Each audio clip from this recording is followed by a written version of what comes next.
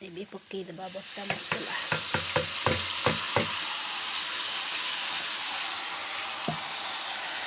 ଏବେ କଲର୍ ପାଇଁ କିଛି ଲଙ୍କା ଗୁଣ୍ଡ ତାପରେ ପକେଇଦେବା ସ୍ୱାଦ ଅନୁସାରେ ଲୁଣ।